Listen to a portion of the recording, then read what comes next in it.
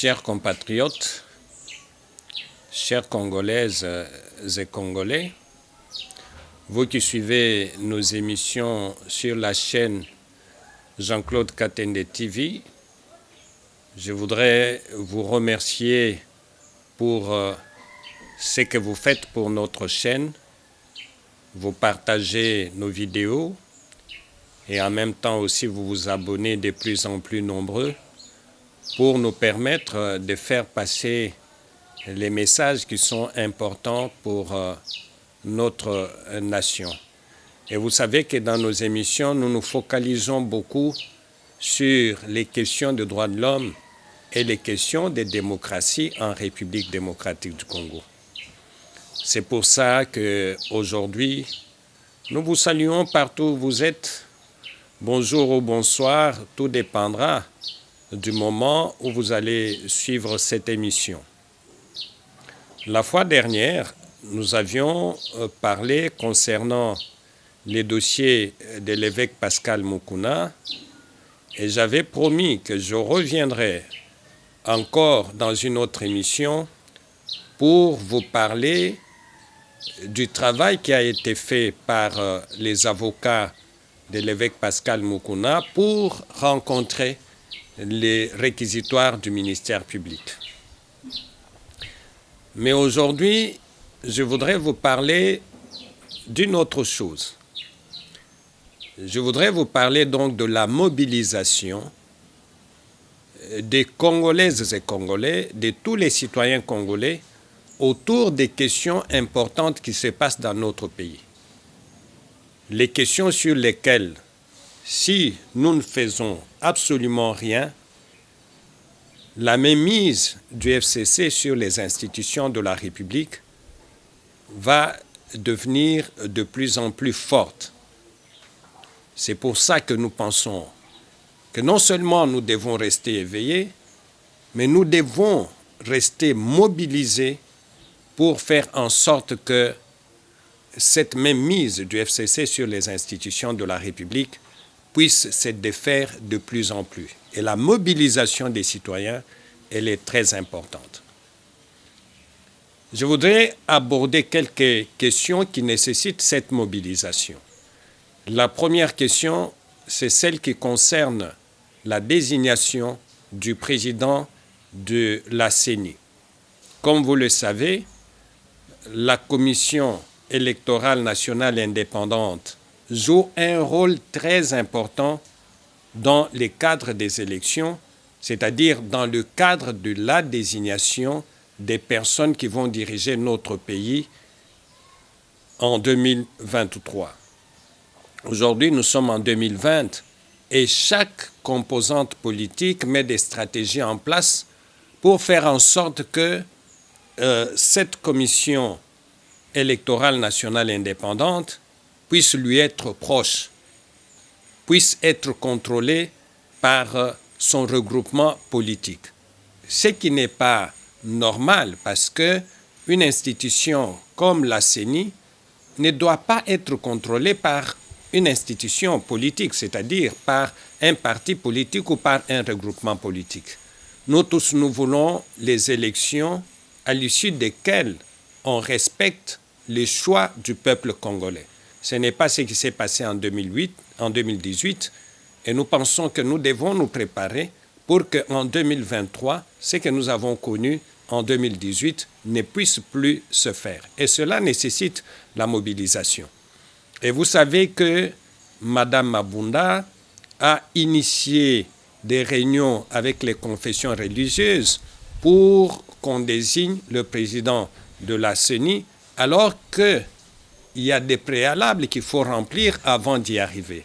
Le premier préalable, c'est d'abord que le président actuel de la CENI fasse son rapport à l'Assemblée nationale en démontrant les points positifs et le point négatif du processus qu'il a conduit pour nous permettre de, nous, citoyens, d'apprendre, de savoir comment les choses se sont faites, mais aussi à l'Assemblée nationale de pouvoir prendre des décisions.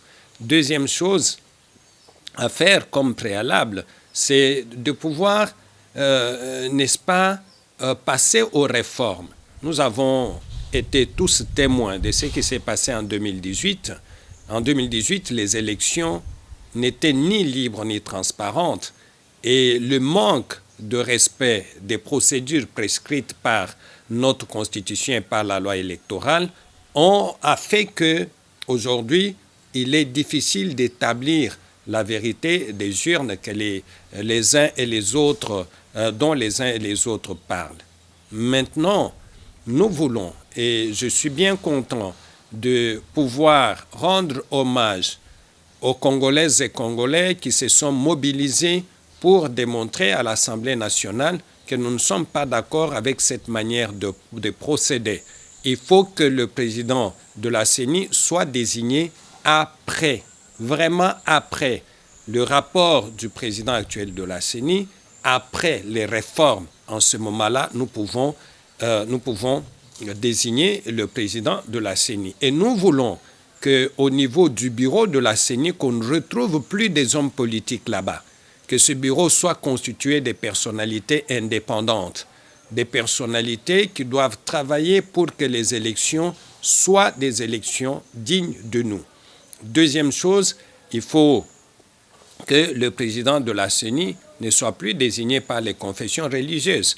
Il faut qu'on élargisse, n'est-ce pas, cette assiette des personnes en charge de désigner le président de la CENI, où on fait tout simplement un appel d'offres avec un appel à candidature, avec des critères bien déterminés, et que toute personne qui se sent capable dans le monde scientifique, dans les universités, dans la société civile et autres institutions, à part les institutions politiques, puisse se permettre d'être candidat. Mais pour arriver à ça, nous ne devons pas oublier que la stratégie du FCC, c'est de pouvoir contrôler cette institution. Donc nous devons rester vigilants. Nous devons être capables de répondre à tout appel, à faire des pétitions, à faire des manifestations pacifiques, j'insiste là-dessus, faire des manifestations vraiment pacifiques pour permettre à ce que notre démocratie puisse grandir. Il n'est pas question en démocratie de passer à des actes de violence, à des actes de vandalisme qui sont contraires à l'esprit démocratique. Nous avons besoin de nous respecter les uns les autres, mais notre combat doit se situer au niveau des arguments. Mais nous ne devons pas accepter qu'un groupe d'individus, qu'un groupe de Congolais prennent les institutions en otage comme nous les voyons avec les FCC. Donc cette question nécessite de votre part, à l'étranger où vous êtes, de notre part, ici au Congo, où nous sommes, de prendre le courage et de nous engager pour que notre mobilisation citoyenne puisse faire en sorte qu'on sente, que les politiciens sentent qu'il y a une pression citoyenne qui ne permet pas à ce qu'ils puissent faire des choses dans leur intérêt ou dans l'intérêt de leur regroupement politique. La deuxième question qui nécessite notre mobilisation, chers frères et sœurs, c'est la question relative aux 3 propositions de loi qui ont été faites par M. Aubin Minaku et M. Sakata, tous deux députés nationaux. Il n'y a l'ombre d'aucun doute que ces 3 propositions de loi sont anticonstitutionnelles, sont contraires à la Constitution de notre pays. Et comme vous le savez, nous ne devons pas permettre aux gens qui ont toujours eu l'intention de modifier, de réviser la Constitution de la République dans leur intérêt, de pouvoir le faire. C'est pour cette première raison que nous estimons que les propositions de loi faites par M. Minaku et son collègue ne doivent pas passer. Elles sont anticonstitutionnelles.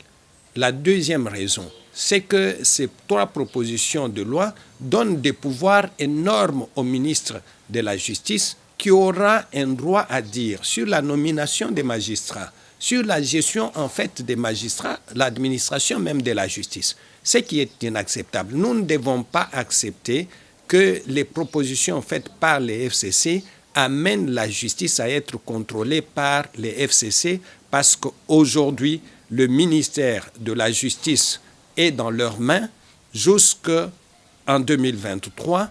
Et donc, nous devons faire en sorte que la justice soit indépendante, que ces 3 propositions de loi ne passent pas. La dernière raison, c'est que aujourd'hui, ces 3 propositions de loi sont inopportunes. Ce n'est pas le moment. Rappelez-vous que M. Ben Minakou était président de l'Assemblée nationale il y a quelques années. C'était en ce moment-là qu'il pouvait initier ces 3 propositions de loi. Mais pourquoi il ne l'avait pas fait? C'est tout simplement parce que, à l'époque, la majorité présidentielle du président Joseph Kabila avait la même mise sur toutes les institutions, même sur la justice. Et donc, il ne pouvait rien craindre. La justice ne pouvait leur rien faire parce que, compte tenu de la mainmise de la majorité sur toutes les institutions, même les juges n'avaient pas le pouvoir, n'avaient pas la force, la capacité, n'est-ce pas, de pouvoir arrêter un ministre ou quelqu'un du PPRD. Donc, en ce moment-là, ce n'était pas important. Mais aujourd'hui, pourquoi ces lois sont initiées? C'est parce que les membres du FCC se rendent de plus en plus compte que la justice est en train de reprendre ses forces et que si nous ne contrôlons pas les magistrats, demain ou après-demain, nous allons nous retrouver avec les membres du FCC en prison, les membres du FCC poursuivis. Et donc, il faut donner ce pouvoir à leurs ministres pour pouvoir contrôler les institutions. Ça, c'est quelque chose que nous ne devons pas accepter. Et là aussi, la mobilisation citoyenne, elle est importante. Nous devons savoir que les députés qui sont à l'Assemblée nationale, nous les avons acceptés. Même si nous savons que beaucoup d'entre eux n'étaient pas élus, nous les avons acceptés comme nos représentants. Et en tant que représentants, ils doivent nous écouter. Et si nous nous rendons compte qu'ils ne nous écoutent pas, nous devons nous mobiliser, nous devons faire des marches, nous devons faire des pétitions pour empêcher ces gens, n'est-ce pas, de prendre notre pays en otage, de prendre la justice en otage. Voyez-vous que c'est important. Et ici, j'en appelle à la conscience de chaque Congolais. Les questions pour lesquelles nous nous battons, ceux qui sont à l'étranger, comme nous qui sommes sur place ici en République démocratique du Congo, ne sont pas des questions personnelles, sont des questions qui concernent notre nation. Et à ce niveau-là, ce n'est pas un combat seulement des jeunes, mais c'est un combat de toutes les couches sociales. Nous voulons que la mobilisation des syndicats soit au rendez-vous, la mobilisation des professeurs des universités soit au rendez-vous, la mobilisation des églises, la mobilisation des magistrats, comme nous avons suivi certains magistrats qui se sont prononcés sur la question, il y va de notre survie et de la survie de notre pays. En 1960, nous avons eu l'indépendance parce qu'il y a eu des hommes et des femmes qui s'étaient mobilisés contre les Belges. Parce que les Belges avaient le contrôle de toutes les institutions, avaient le contrôle de la vie de la nation congolaise à l'époque.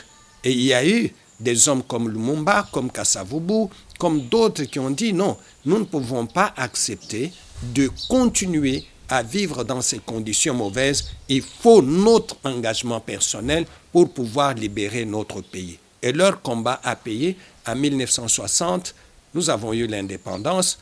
Aujourd'hui, dans quelques jours, nous aurons 60 ans d'indépendance. Mais nous nous rendons compte que les Belges étaient partis, mais nous avons de nouveaux Belges.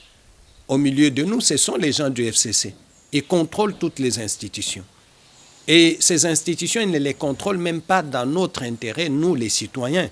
Ils les contrôlent dans l'intérêt de leur autorité morale, mais aussi dans l'intérêt personnel de leur regroupement politique. Vous avez vu ce qui s'est passé hier quand on a interpellé le ministre de la Justice, M. Tundaya Kassende. Tous les ténors du FCC se sont mobilisés pour aller contrecarrer la justice. Dans un état de droit, on ne se comporte pas comme ça. N'importe qui peut être interpellé, mais il faut que les procédures qui sont prescrites par les lois de la République soient respectées. Si c'est une infraction ordinaire, le procureur général doit pouvoir s'adresser à l'Assemblée nationale pour la levée des immunités du ministre. Si c'est une infraction flagrante, en ce moment-là, le procureur passe à l'action en tenant informé l'Assemblée nationale. Mais il n'y a personne qui agit dans son intérêt personnel dans une république. Chacun fait des choses pour que l'État avance. Mais vous avez vu ce qu'ils ont fait. Ils ont mobilisé les gens, ils ont violé les mesures relatives à l'état d'urgence, là, le Premier ministre n'est pas intervenu pour les condamner. Aucun ministre n'a pris la parole pour condamner le fait qu'ils se sont réunis nombreux en violation des mesures relatives à l'état d'urgence. Personne n'a parlé. Quand les FCC le fait, tout le monde se tait. Mais quand ce sont les autres qui le font, là, tout le monde parle et condamne. Nous ne pouvons pas faire avancer notre pays. Mais je disais que donc, en 1960, nos parents se sont battus pour nous libérer de la main de colons belges. Mais aujourd'hui, 60 ans après, nous avons des nouveaux Belges qui sont les gens du FCC et nous devons nous battre pour nous libérer d'eux. Ça veut dire en d'autres termes que s'ils sont dans les institutions, ils doivent comprendre que ces institutions sont au profit du peuple congolais, pas au profit des individus.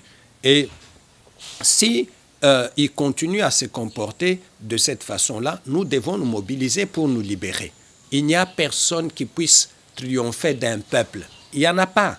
Comme Rossi Mukendi disait, le peuple gagne toujours. Et donc, nous sommes sûrs que si nous faisons cette lutte dans l'intérêt de notre pays, dans l'intérêt de la nation, pas dans l'intérêt d'une tribu contre une autre, pas dans l'intérêt d'un regroupement politique contre un autre, mais dans un souci permanent de faire en sorte que le Congo avance. Nous avons un pays qui a tout, mais nous tournons en rond. Et c'est principalement à cause des politiciens que ce pays tourne en rond. Il faut qu'à un moment donné, nous, le peuple, nous puissions prendre conscience qu'il faut arrêter ça.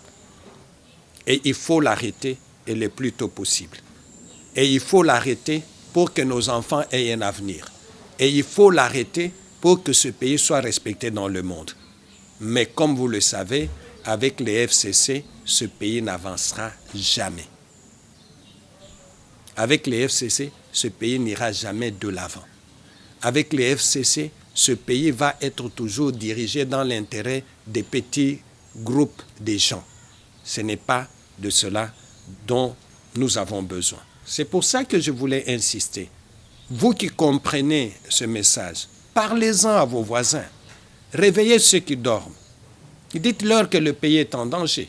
Dites-leur que nous avons besoin de nous défaire de la mainmise du FCC sur notre pays. Mais je sais que la mobilisation bute toujours à des difficultés. Souvent, on va identifier les ténors d'entre nous, on pourrait les faire arrêter, comme ils ont fait de l'évêque Pascal Mukuna, on pourrait les corrompre. Parce que l'une des modalités pour étouffer la mobilisation, c'est l'argent. Mais nous devons nous mettre en tête que ceux qui ont l'argent dans ce pays, qui l'utilisent à corrompre les autres, ne doivent pas corrompre tout le monde. Moi, j'ai toujours dit qu'il n'y a personne au Congo qui va me corrompre. Ce n'est pas parce que j'ai beaucoup de moyens, mais je considère tout simplement que quand on est bien éduqué, on ne peut pas accepter la corruption. Quand on comprend les enjeux par lesquels ce pays passe, on ne peut pas accepter la corruption.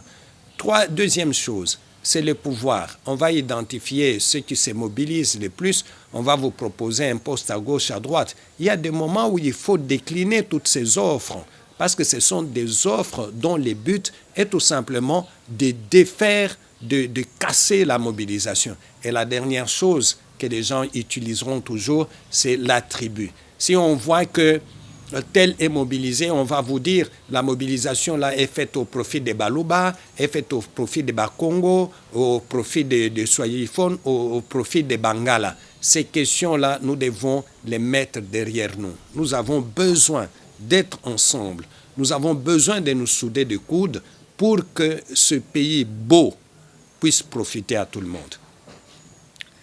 Là où vous êtes, si vous m'avez bien suivi, c'est un appel à la mobilisation. C'est un appel aux troupes. Il faut que nous soyons debout. Je voudrais donc, au nom de la chaîne JC Jean-Claude Katende TV, vous remercier de m'avoir suivi. Pour ceux qui veulent me contacter, mon numéro WhatsApp, c'est plus 243 81 17 29 9 08. Et je vous demanderai de pouvoir partager cette vidéo avec vos amis, avec vos frères, avec vos proches, et en même temps de vous abonner à notre chaîne pour être informé sur les questions importantes qui concernent notre pays, avec des analyses objectives, des analyses qui mettent la démocratie et les droits de l'homme au milieu. Merci à vous et à très bientôt.